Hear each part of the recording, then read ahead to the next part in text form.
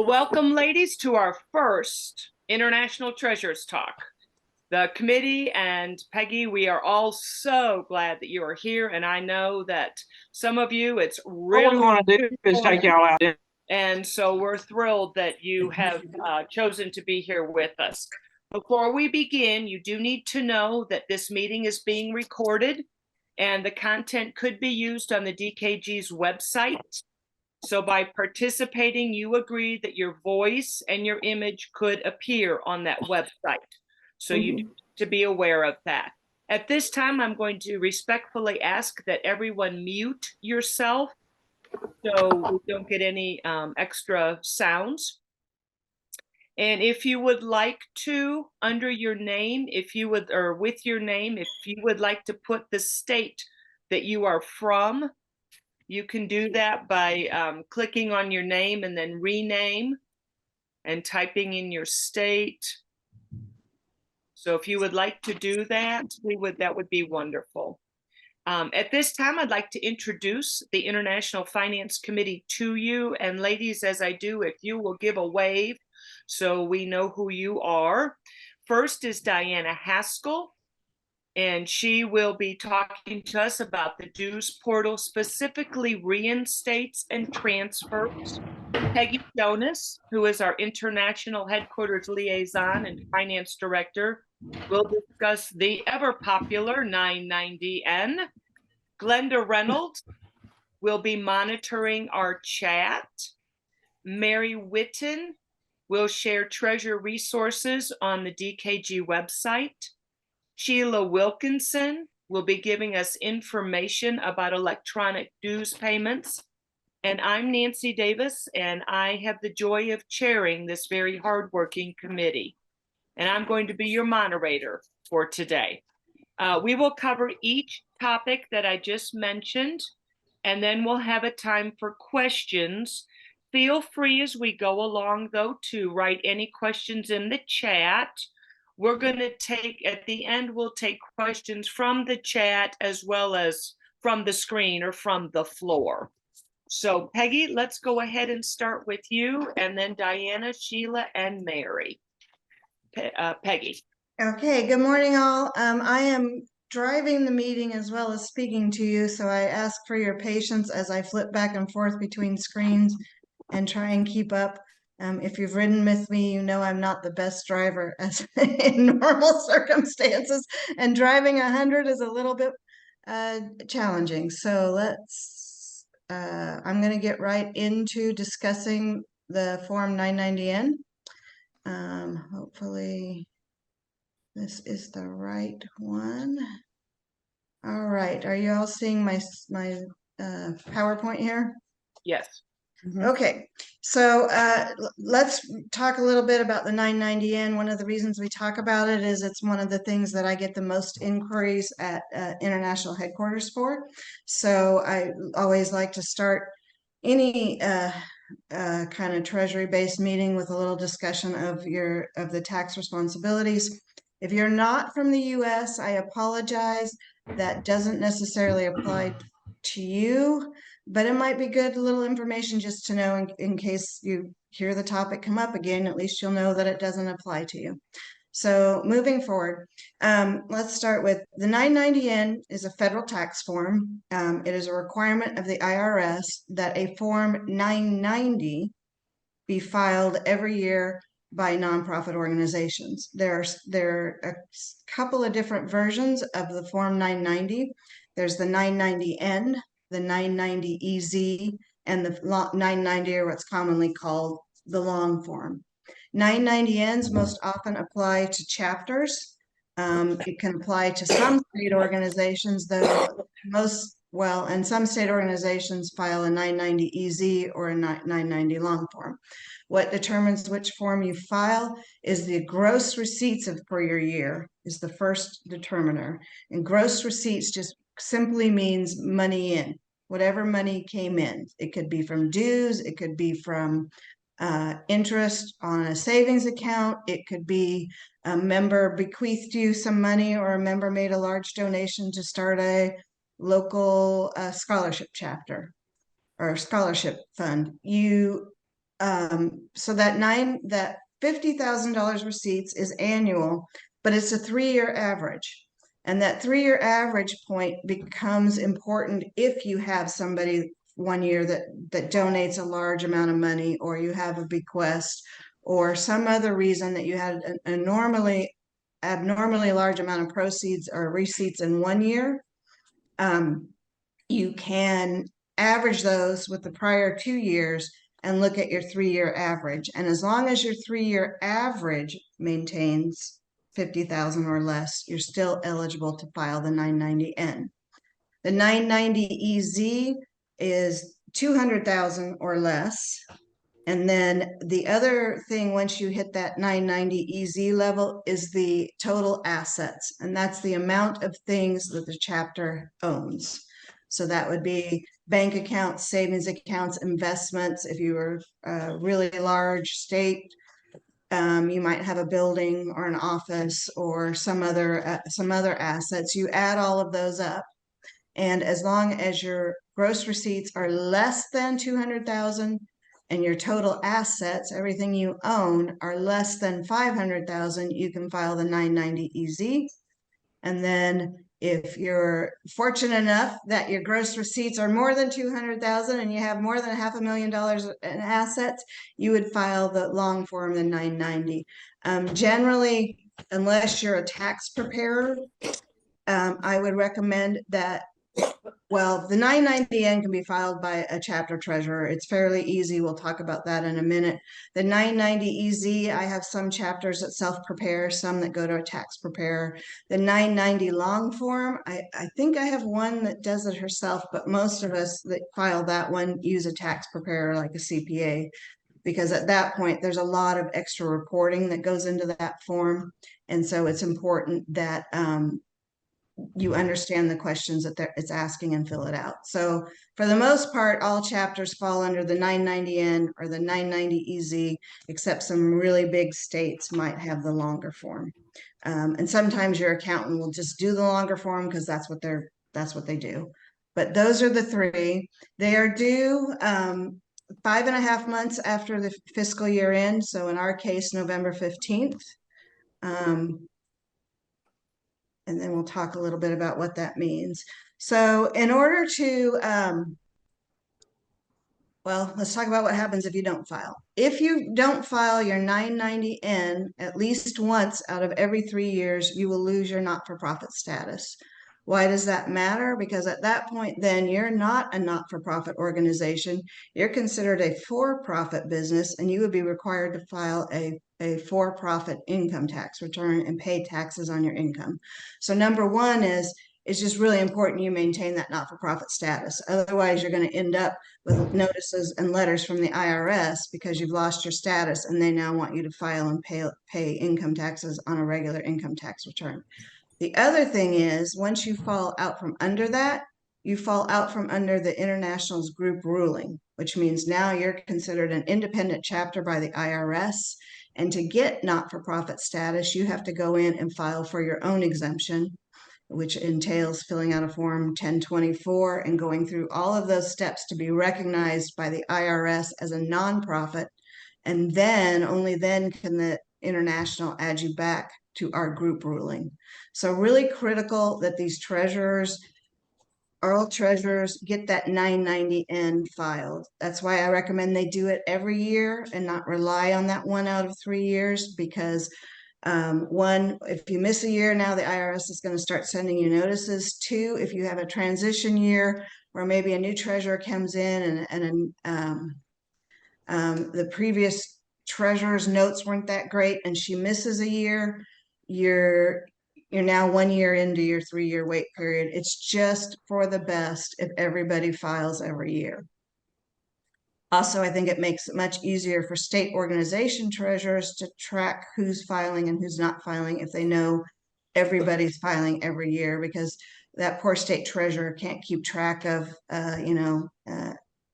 Alabama Alpha filed this year, but not the last 2 years, or hasn't filed for 2 years. She needs to file this year. It's just easier for everybody involved if you file annually. The other thing is, it's easier to learn how to do it if you're not just trying to figure it out once every 3 years. All right, next slide.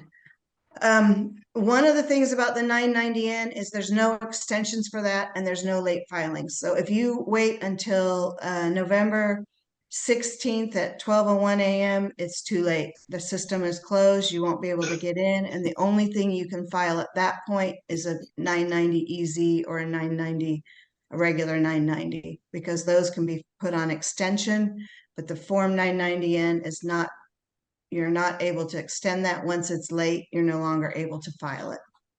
The form itself is filed on the IRS website. It's very simple. It asks about 6 questions. Basically, it needs to know if you're still in business, needs to know that your annual receipts are 50,000 or less, and then it asks for some contact information. So a really simple form to complete in terms of the information required.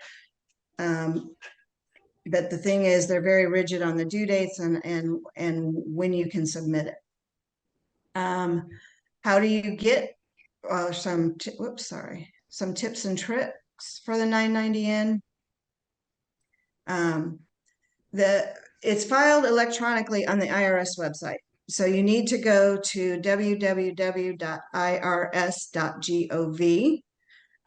You can get there by just going to irs.gov in your Google Chrome or whatever, or you can go to the DKG website, log into the website, go to Chapter Connect, and under Treasurer Resources, there's a link to the 990N website. The one thing that sometimes treasurers get confused about is logging into DKG is not the same as logging into the IRS. DKG does not have an into the system. We don't have any direct links into the IRS system itself, for obvious reasons. The federal government would never allow that. So when you go to DKG and you go to the website and you click on that link, you're going to be taken to another login screen, and that's where you enter your IRS login. Logging into DKG and clicking on that link will get you to their system, but it doesn't get you into their system. If you go to their system directly, you would, on the screen for the website, at the top right is a button that says Charities and Nonprofits. You click on that and it starts taking you through the screens you need to get to file the 990N. One other thing that's come up frequently is someone will call me and say, well, I paid to file, or they want $20 for me to file, or they are charging me $50 to file. If anybody is charging you a fee to file Form 990N, you are not on the IRS website. You are on some other organization's website who is a business that's wanting to file for you.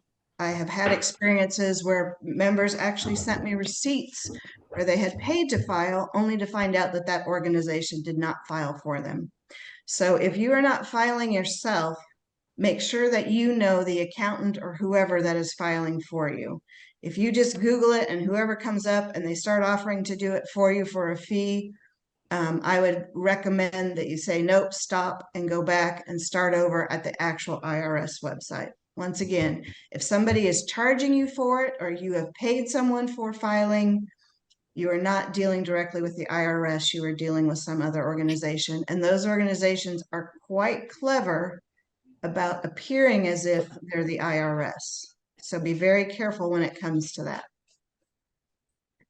This is what the screen is if you go to irs.gov, and then I talked about this Charities and Nonprofits button up here in the corner.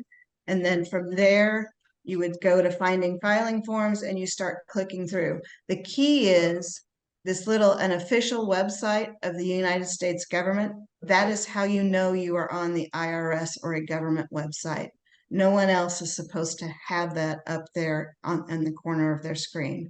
So often when treasurers call me, I ask them, do you see that up there? And if they say no, then we start over, because chances are somebody's hijacked them. All right. The return itself is, like I said, is not complicated. The most common problem I have is logging into the IRS system. Some tips and tricks for that Each treasurer needs to create their own account. Passing on an account from a former treasurer doesn't work so well. The number one reason is it's tied to an email address. So unless that treasurer is also passing on an email address and a login to that email, it's not going to work too well to use a former treasurer's account. You will create your own account within the IRS system. The next thing I've ran into a couple of times over the last couple of years is about 2 or 3 years ago, the IRS instituted a MFA, multi-factor authentication system. That means that once you log into them or try to log into them, they're going to send you either an email or a text message that you're going to need to either click on the link or enter the code they sent you to log into their system. So if you're working from, say, a library, that's one of the most common I get, or say a neighbor's computer or whatever, and you can't access either your email or a phone, you're going to have an issue. You need to be able to access one or the other of those while you're logging in. The other thing is that the IRS does not work well with the Safari browser. What does that mean? It means if you're using an iPad, an iPhone, a Mac, you're welcome to use those devices, but you need to go to Chrome or Edge or Yahoo or one of the other browsers first, and then log into the IRS website from there. If you try and just do it from clicking on that Safari link that shows up on most iPhones, it won't work well with the IRS system. They just apparently don't want to pay the money to work with Apple. So those are the tips and tricks for logging in. What do you need to know to file a 990N? You need the EIN or the taxpayer identification number for the chapter. That's usually something that one treasurer will give the next treasurer. We also have them listed on the IMAS website at International. So if for some reason you can't find that, or you need to know your chapter's EIN or TIN, you can contact International and we can look it up for you. The next thing the form asks for is the name and address for a responsible party. Usually, most treasurers put in either the president's name and address or the treasurer's name and address. There are a couple states, I think, that maybe use their state office address rather than the individual person's address, but that would be a specific instruction from your state treasurer. The next thing is the mailing address. And once again, usually it's either the president or the treasurer's address. This address is kind of the more critical one, because if there's a question, a concern, a problem with your return, that's where the IRS is going to mail notices. So again, if you move or something, I would not suggest going in and changing it until you file the next time. But if your address changes the next time you file, double check and make sure that it has a current address. And again, there are some states that ask that you put in the state treasurer's address for here so that the state treasurer gets notified, but that is an individual state instruction. So that would come from the state treasurer to the chapter treasurer. On the screen, after you enter all that, or right before, I think you enter all that treasurer address information, there is an optional line for a DBA. DBA stands for doing business as. It is not mandatory that you fill in that field. However, I ask if you do fill in that field that you use a DBA that helps identify your chapter. For example, Alabama Alpha Chapter, I would recommend that they enter AL Alpha Chapter for Alabama Alpha Chapter. And the reason for that is when I look through the lists or I have questions from the IRS, that tells me which chapter to look at instead of me having to look up each individual EIN every time. Again, not mandatory, but if you're going to use it, this would be the format I recommend. One of the biggest problems we encountered this year, and it happened right off the bat, was, and I haven't figured out what triggered this because it did not trigger it for everybody. I don't know if it was creating a new login, creating a new multi-factor login, whether it was just a random thing on the IRS part. But when you first log in, you're given two little boxes at the bottom to choose for: manage e-postcard profile and Manage e-postcard submission. The Manage e-postcard profile, I wish I could zoom in a little bit. There's a little thing right here, right after you click on it, and it says you are logged in as. And this year, a lot of people, instead of the default, which was exempt organization, they got a blank little gray box. This little gray box where it says preparer was just a tiny little gray square. They needed to go in and click on edit user type and put in, most chapter treasurers are the exempt organization. Anyway, if you didn't put anything in there and you tried to file, it just kept circling you back without any real explanation of what was wrong. This was the problem. They need to go to Manage e-postcard profile, click on this little gray box up here and select a user type. The other most common problem is the IRS does not like punctuation in any of their fields. So under the address fields in particular, you can't put number, NO, and a period. That period will cause the address not to work. You can't do a hashtag, you can't do a comma, at, ampersand, none of that. It all must be alphabet or letters under the address fields. Any punctuation at all kicks you out. And sometimes it's really difficult to see that little tiny period on the little tiny screen, but that's one of the more common problems. If your treasurer is having problems filing, please don't tell them not to drive themselves crazy doing it. One of the saddest things I encounter in my job is this treasurer who calls me, who's literally at this point tried for 4 hours to do this 5-minute form and hasn't gotten anywhere. And I don't want to put anybody through that level of frustration. It's not needed. So if you need help, contact headquarters. I've trained Bill Staples to help with a lot of the general 990N filings, largely because I'm, as you know, traveling a lot or involved in other activities. And then, of course, myself. If you contact Bill and he can't figure it out, it's not a big deal. He passes that on to me and then I get back to you. If you can't get a hold of Bill, ask for me. Again, not a big deal. I'll help anybody I can.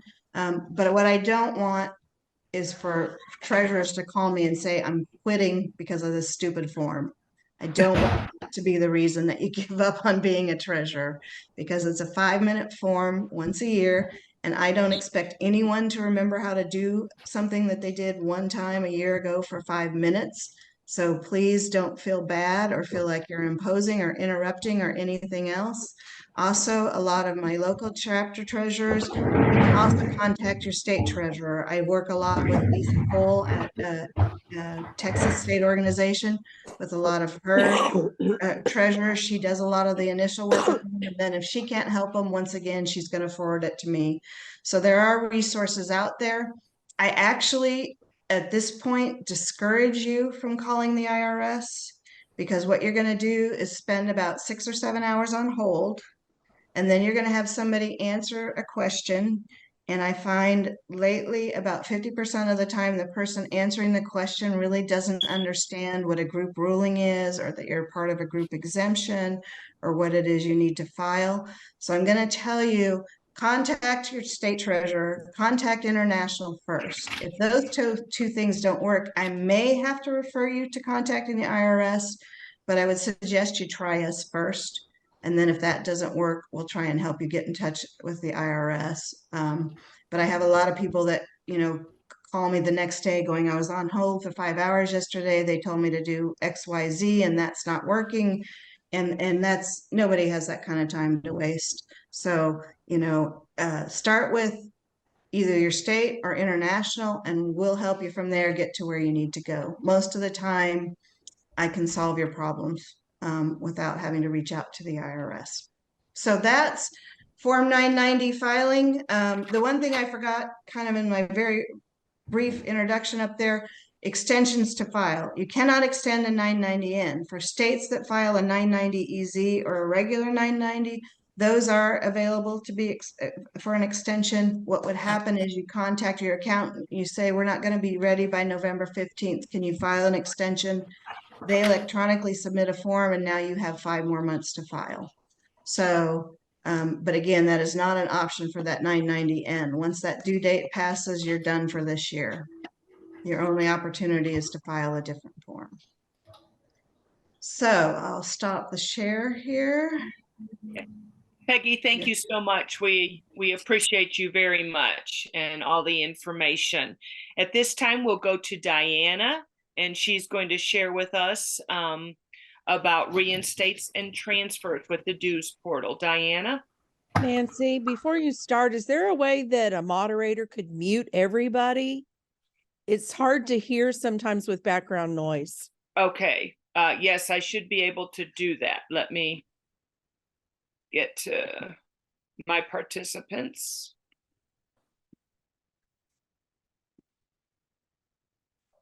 Yes, ma'am. They should all be muted now. Can you still hear me? Okay. Yes, I hear you. Okay, everybody should be muted then. If the button worked. Diana? Yes, thank you. Good morning, all. It is really gratifying to have so many of you join us. And like Peggy, I'm going to try to give you a couple of tips that make the job a little bit easier. As you know, each of you as a treasurer, it's just task-driven in your job and responsibilities. So the easier we can make this, I think the better we will all be. So this is I call it my tips. I've shared this with the treasurers in Ohio, and I'm happy to share it with you. It's a one-page sheet that simply goes through what do you do if you are paying dues, adding a member, transferring a member, reinstating a member, or managing member information, all within the dues portal. So at the very top of the sheet, it does just say, what you need to do, which is, of course, log in, sign in, move to the MyDKG, and then on to Chapter Connect in the red bar, and then to pay dues. What I would call to your attention is that each of these follow downward, so that if you are paying dues, the thing that I would note that is most important is the very last item, which is that we should never, on a dues order at the chapter level, make any change to that order form. Don't mark things out, don't change totals, don't change or update the member status. Excuse me. If you have to make a change once your order has been printed, headquarters asks us to always call before we submit that order so that that order can be flagged and any changes can be made that need to be made. So that would be my first tip on pay dues. My second tip on add a member, which is the second column, is of course that new members can be added at any time, but the most important part of adding a new member is that you do click the save and close button. If you simply click save, it may not save and keep it. So you want to do the save and click button, which is highlighted here.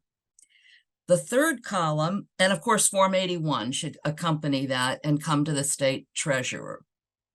The third column is about transferring members.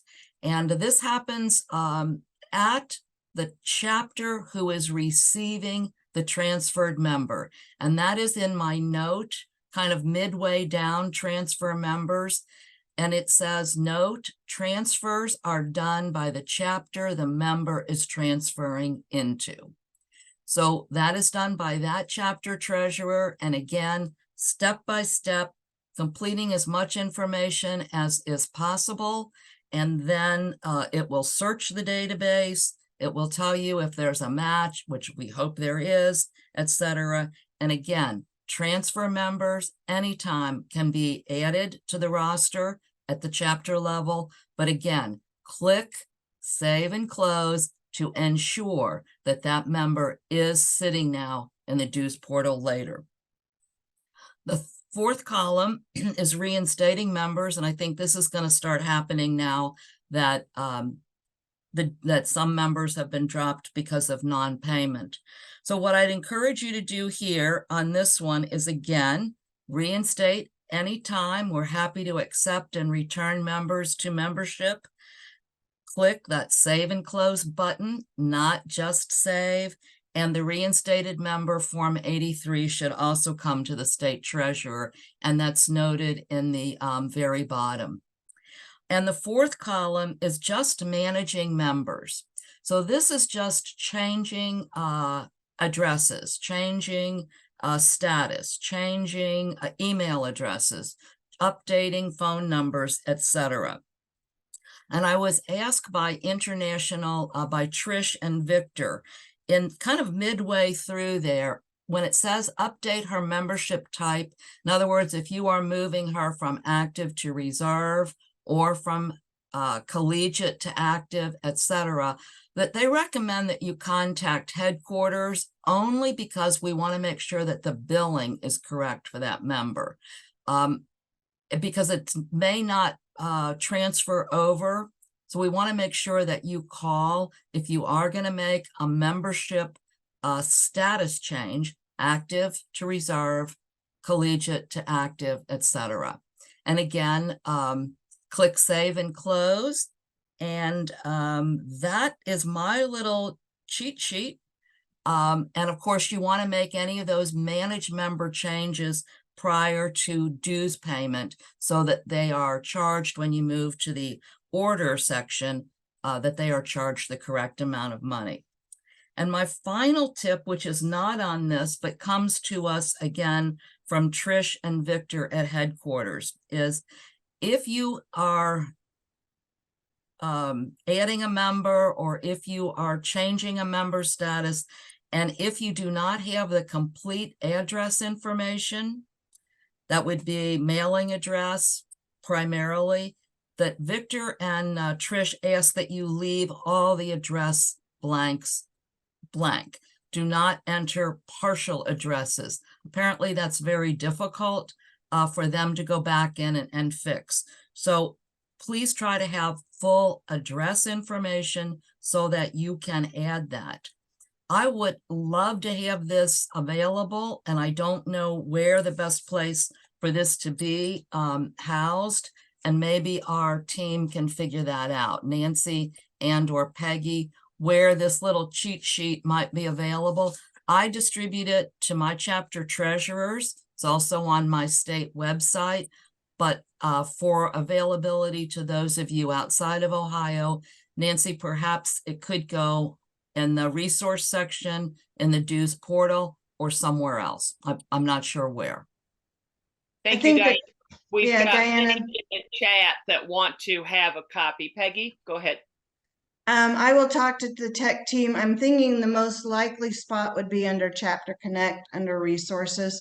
So I will push for that. And once we have it, I'll post in Basecamp where it's been put. I hope that this whole presentation will end up in that same under Chapter Connect. Right. Well, I'm happy yeah. to provide this, of course, and I have found it, and the treasurers in Ohio have found it very helpful, because just as you said with the 990, we don't do this every day. So it's helpful to have a place to go where you can just see, what do I do next?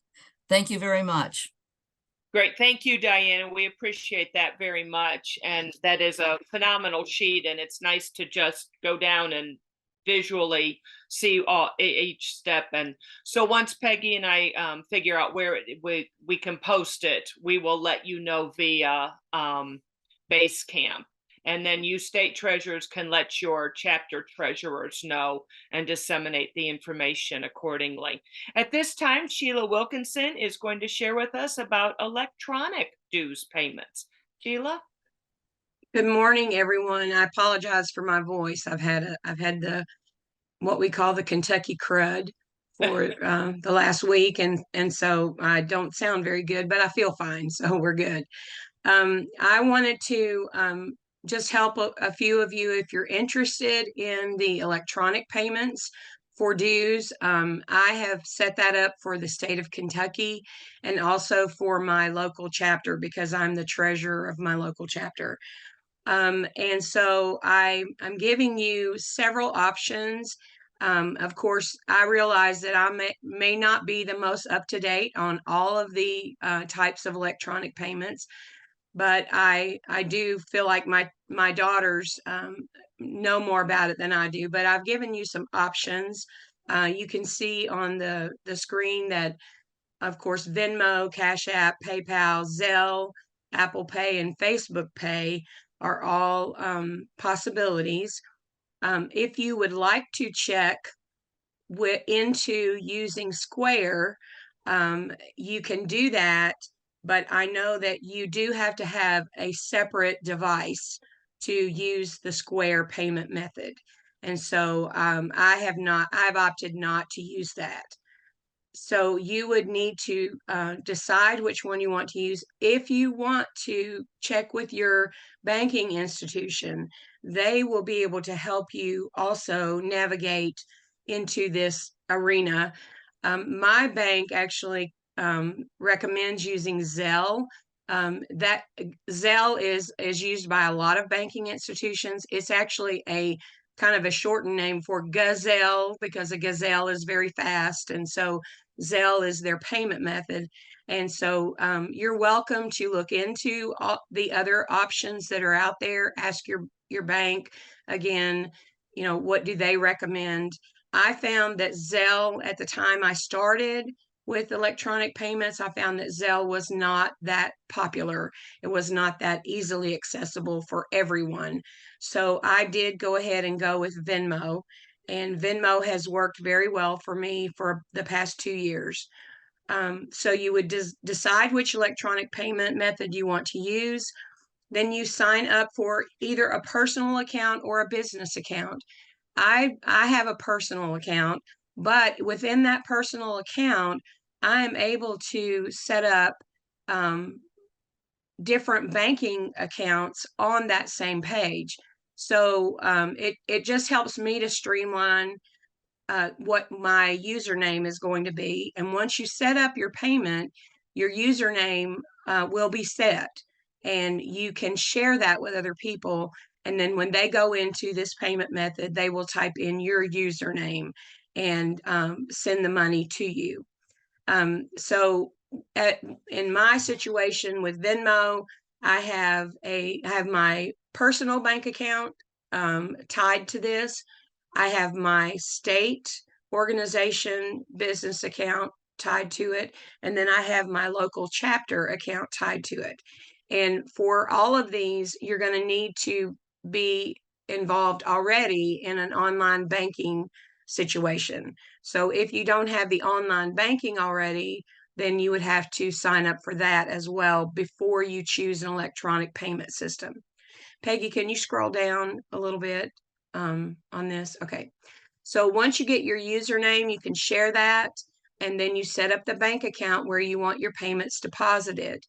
At this time, there are no fees for Venmo. The only fee you would be incurred is if you wanted your money immediately.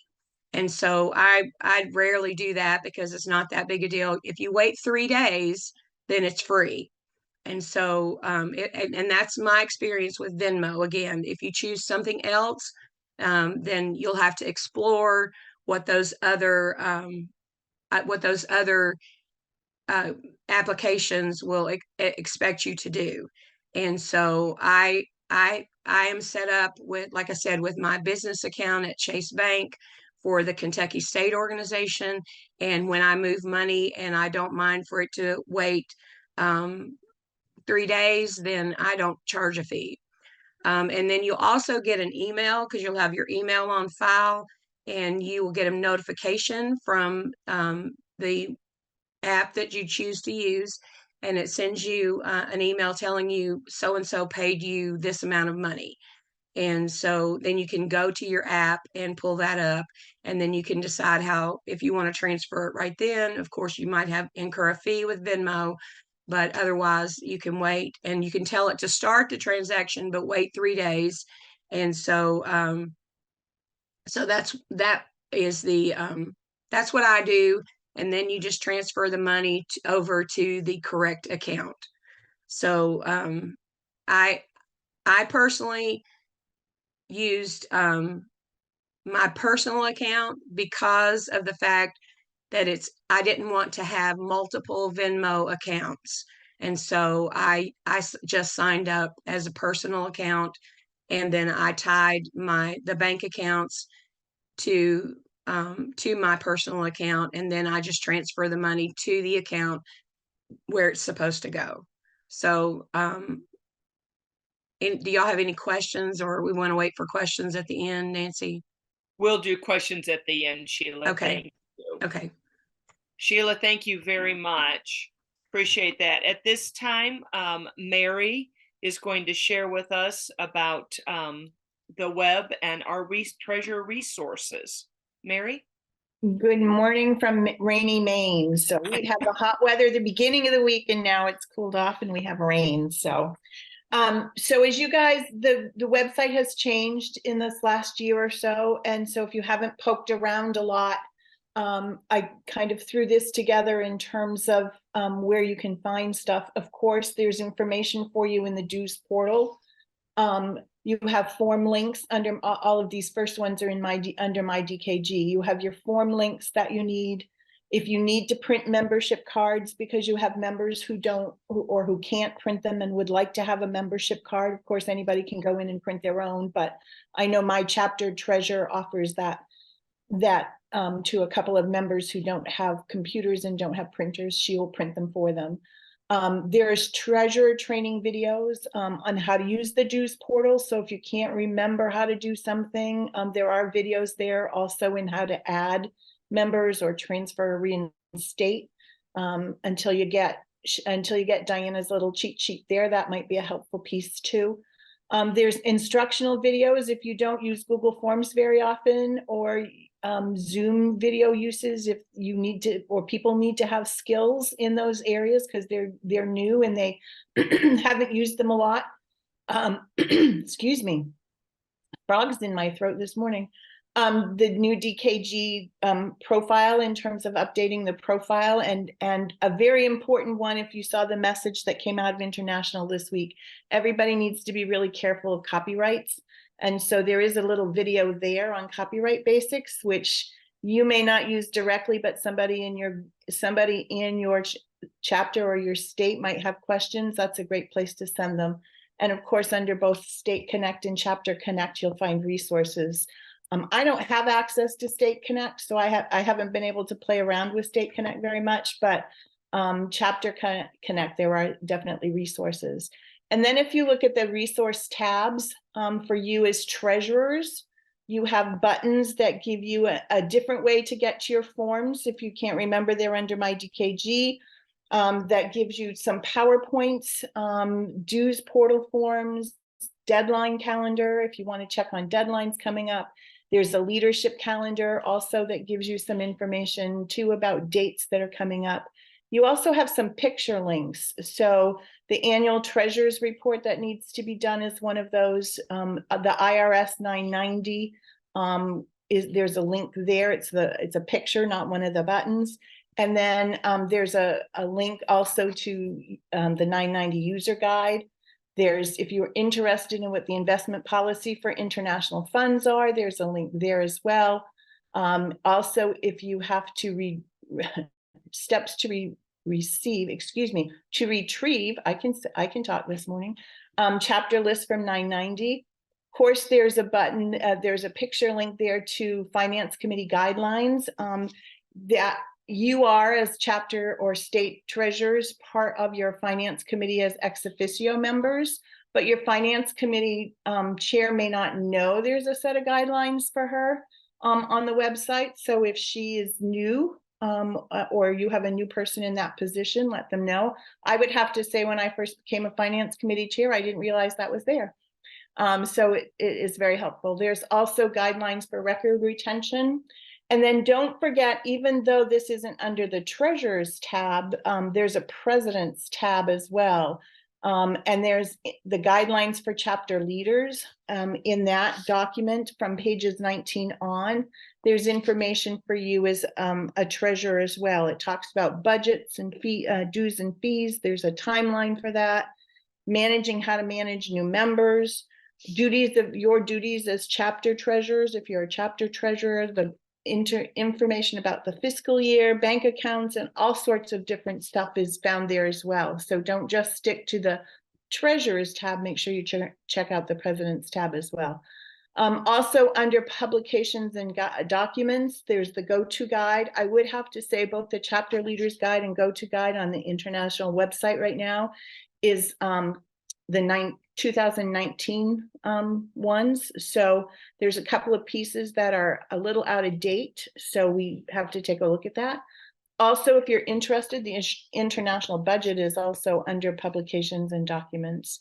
And then in your international constitution and standing rules, if you're looking at what that information is very specific about, Articles 3 and 4 are ones that you as treasurers need to focus on if you're really looking for what it says.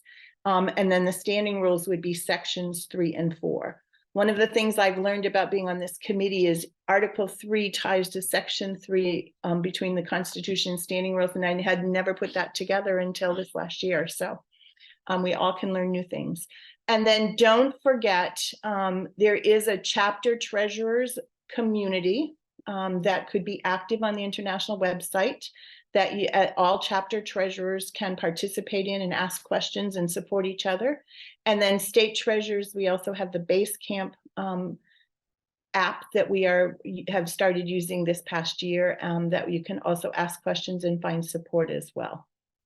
So that's my 2 cents. Great. Thank you, Mary. We appreciate you. And we've had some in the chat that have asked for Mary's sheet as well. And we will also make that available as soon as we know where that's going to be available at. And we will let you all know via Basecamp. So at this time, we're going to go ahead and take as many questions as our time allows, because I am going to be respectful, and at 10 o'clock, we will call the meeting. Glenda, are there one or two questions that the majority of the women have asked that we can address those first? And then if you have a question, those of you that are with us, if you want to go to your reactions and put a hand up, or when it comes time, we can just because I can't see everybody on my screen. So if some of you can help. Glenda, is there one or two questions we can start with? I'm going to start at the bottom. So we were talking about payments. Liz from Virginia wants to know if we need to increase our dues slightly to cover the fees that Square charges. Well, that would be a state or a chapter, depending on who's using it. Right, and they use Venmo too, so that's been successful for them. I think only, and maybe it's a proposed amendment, I'm sorry, because I've got current and proposed going through my head like crazy this week because the due date was the 1st. I think only chapters can charge fees. Is that correct? I know international cannot charge a fee, so you have to be careful. I know it's just wording, but if you say fee, you've got to be careful about that, because at the international level, we can't impose a fee. I will say, when we talked about receiving payments electronically, that was in reference to your chapter receiving dues electronically. International currently does not accept electronic payment for dues. The number one reason I tell people is the fees.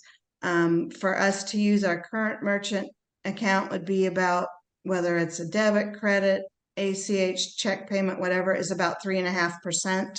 So on an international level, that amounts to about $75,000 a year that I do not have built into our budget. So for us to do it internationally, well, there's a huge logistics step that I won't discuss, but there's also just the fees that we currently don't have. Now, you as a local chapter, I think you're allowed to do that. Also be careful and know your state's laws, because in Texas, there's no rules about this, but some states don't allow you to charge a convenience fee. So you need to know whether your state will allow you to charge a convenience fee for electronic payment. Those are two things.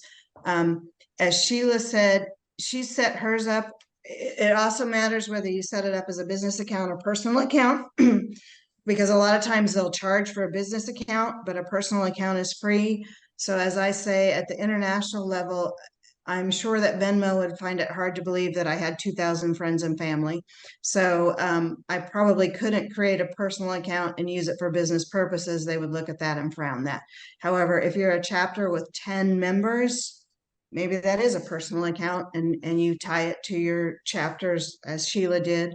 Create a personal Venmo, but then tie it also to your business account and use that to collect your dues. But so whether a fee or not is really determined by the size of account, the type of account, who you're working with in your bank account.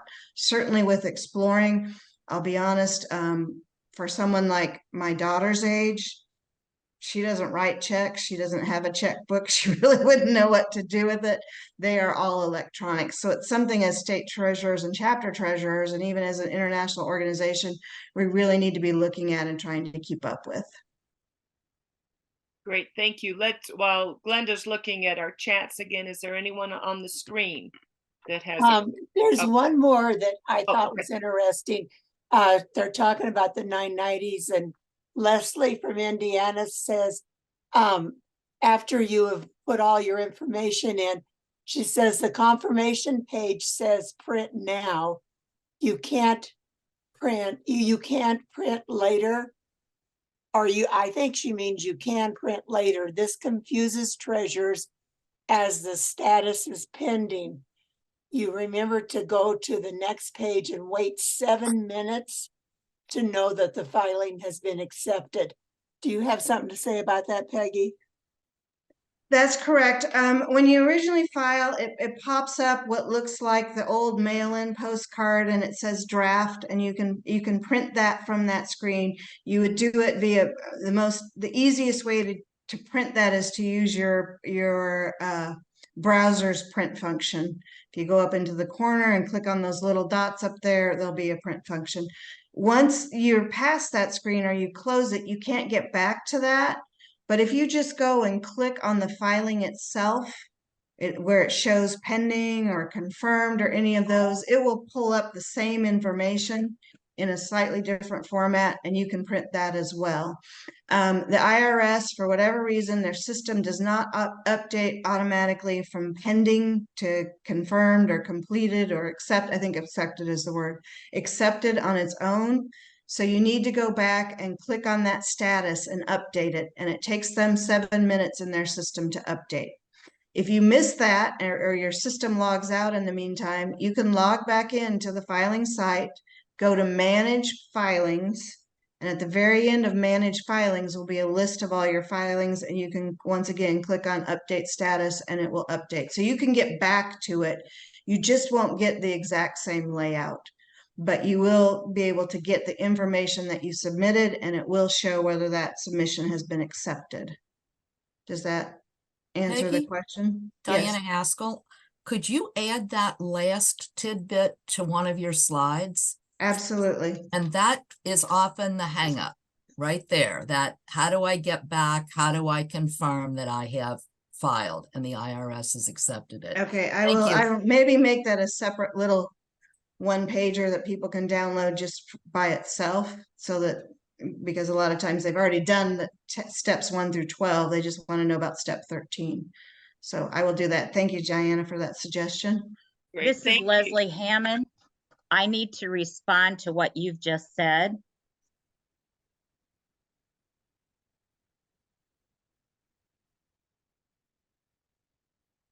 Okay, Leslie.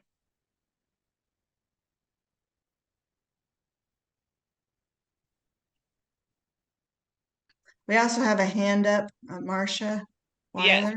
Marcia from Ohio. Yes, I got a copy from my bank because we started having a savings account for our scholarship. And then I realized that if I have to write a check for the person getting the scholarship, I need a checking account. So when we had the savings account, I did collect 5 cents of interest. And I was wondering, do I need to do anything with this paper that says I got 5 cents interest?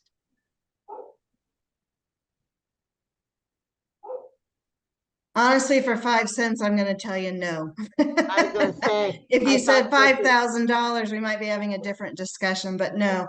I mean, that's income to your organization and you would post it as income to your scholarship fund, but it's just 5 cents of interest income.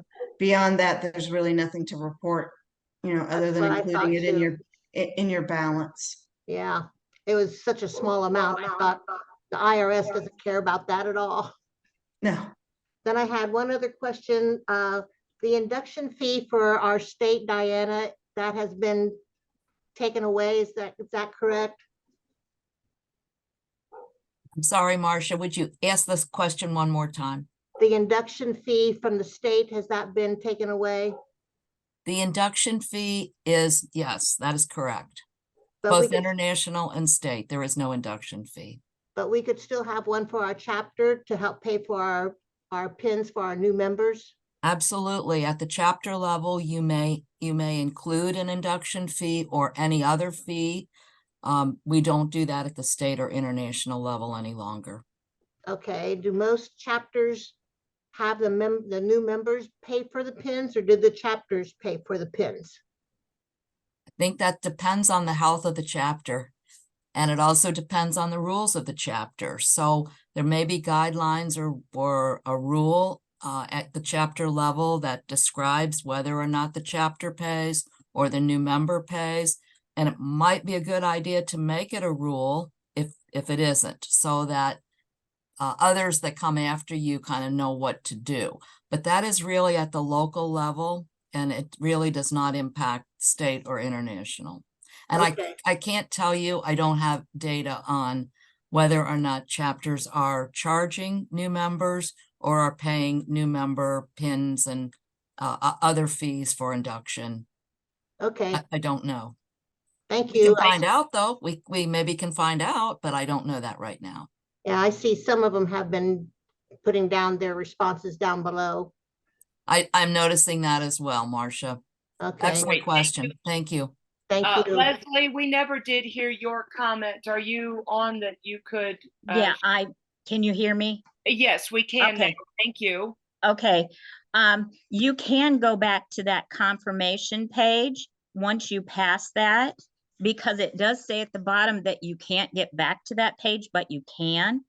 In the chart that's on the next page that says wait 7 minutes, that submission ID number, that you click on that, it takes you back to that confirmation page after it's been, and you can click back and forth and go back and forth between the two pages all you want while you wait for the 7 minutes. But once it's updated, you can go back there and print it in that nice form. Yeah, it's just a different format. The original, when you first click save and continue, and it populates in what the old postcard, if you're a million years old like myself, and there used to be an actual mail-in postcard that you wrote the information in, it reproduces that old mail-in postcard. Once you go to the confirmation page, it has the exact same information, just in a different format, different look. Right, but you can do that right there. You don't have to go out and log back in. You just click on that submission ID after the 7 minutes, and it You are will. correct. You are 100% correct. You can get there again, and I will put the instructions for that. I'll put it into Basecamp Okay. next week, and then the state treasurers, you can share that with your chapter treasurers, how to do that. Yeah, because that's what I share with my chapter treasurers. So, Ladies, thank you so much for joining us today. We appreciate it. And we will go ahead as a committee and look through all the chats, because there's been a lot of suggestions and comments made in the chat that unfortunately our time has not allowed us to address. As soon as this is posted along with those resources, we will let you know. We want to let you know that the International Finance Committee will have another Zoom meeting. We're going to do 2 more this year, each quarter, and address what is happening in that quarter financially. And our next meeting will be Saturday, January the 6th at 9 a.m. Central Standard Time. Again, that's Saturday, January 6th. At 9 a.m. Central Standard Time. And once again, we will send out a reminder with the Zoom link closer to that date. One of our topics for that will be discussing making a budget and what needs to for sure be in the budget and things like of that nature.